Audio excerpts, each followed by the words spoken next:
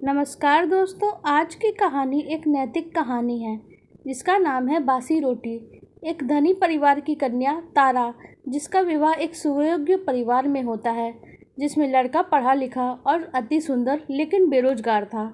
परिवार की आर्थिक स्थिति बहुत ही अच्छी थी, जिसके कारण उसके माता पिता ने उसे किसी भी कार्य को करने के लिए कहा ही नहीं और कहते थे कि बेटा, तू हमारी इकलौती संतान है, तेरे लिए तो हमने खूब सारा धन दौलत जोड़ ही दिया है, हम कमा रहे हैं, तू बस मज़े ले। इस बात को सुनकर लड़की तारा बहुत ही चिंता में पड़ जाती, लेकिन अपने मन की व्यथा किसी से भी नहीं कह पाती थी। एक दिन एक महात्मा जो 6 माह में फेरी लगाते थे, उसके घर पे पहुंच गए और बोले, माई, एक रोटी की आस है। वो लड़की तारा रोटी लेके महात्मा फकीर को देने चल पड़ी। सास भी दरवाजे पर ही खड़ी थी। महात्मा ने लड़की से कहा, बेटी, रोटी ताज़ा है या बासी? लड़की तारा ने जवाब दिया कि महाराज, रोटी बासी है। सास वही खड़ी सुन रही थी और उसने कहा, हरामखोर, तूने ताज़ी रोटी को भी बासी दिखाई पड़ रही है क्या तुझे?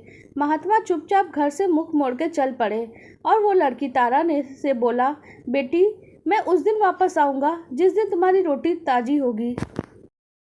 समय व्यतीत होता गया और तारा के पति को कुछ समय बाद रोजगार मिल गया। अब तारा बहुत खुश रहने लगी।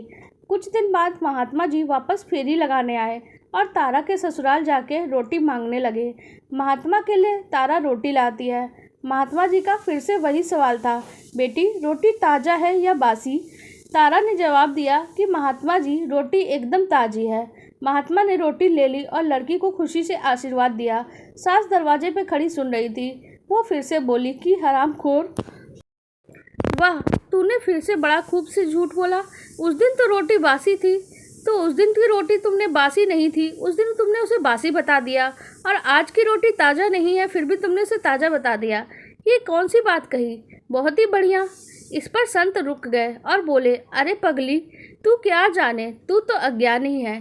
तेरी बहू वास्तव में बहुत होशियार है। जब मैं पहले आया था तो इसने रोटी को बासी बताया था, क्योंकि यह तुम्हारे जोड़े और कमाए धन से गुजारा कर रहे थे, जो इनके लिए बासी था। मगर अब आपका बेटा रोजगार पर लग गया है और अपनी कमाई का ताज़ा धन लाता है, इसलिए बहू ने पहले रोटी को बासी और अब की रोटी को ताज़ा बताया है। सास महात्मा के पैरों में गिर पड़ी। उनको ध्यान हो गया, जो ताज़ा रोटी या बासी रोटी का ज्ञान जो उनकी बहू बोल रही थी, उस बात का एहसास हुआ और अपनी बहू पे भी गर्व होने लगा। माँ बाप का जुड़ा धन किसी आंखें झोंके के लिए होता है और वो बासी होता है।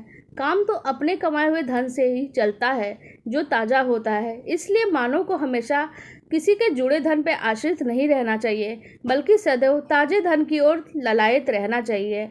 अगर हम जुड़े धन पे आश्रित रहेंगे तो वो एक ना एक दिन तो ख़त्म हो ही जाएगा, लेकिन अगर हम ताज़ा धन की आस करेंगे तो सदैव प्रगति के पथ पर प्रवाह की तरह चलते रहेंगे। जय जय श्री राधे। आपको हमारी ये नैतिक कहानी कैसी लगी, आप कमेंट सेक्शन में बता सकते हैं। और अगर वीडियो को पसंद आ रही है तो आप वीडियो को लाइक कर दीजिए और हमारे चैनल को सब्सक्राइब कर लीजिए। धन्यवाद।